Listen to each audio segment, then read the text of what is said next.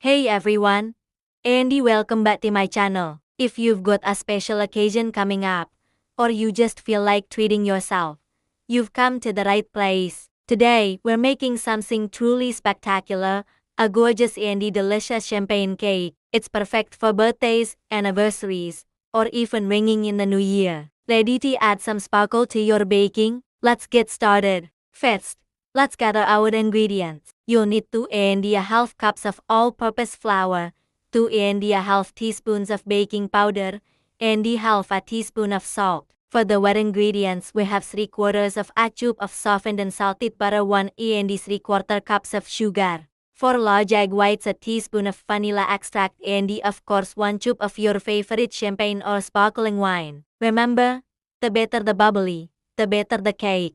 Alright, first things first. Preheat your oven to 350 degrees Fahrenheit, that's 175 Celsius.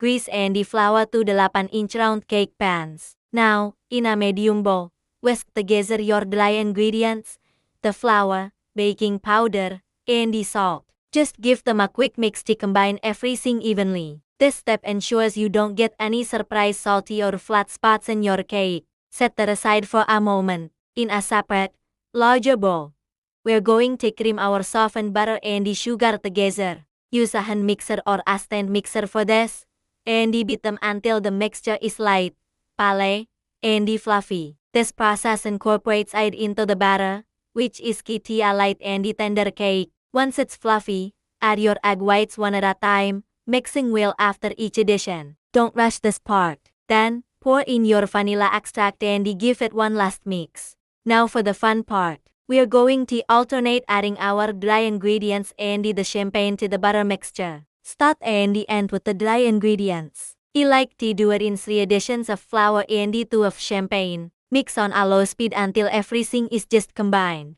Be careful not to overmix, or you'll get a tough cake.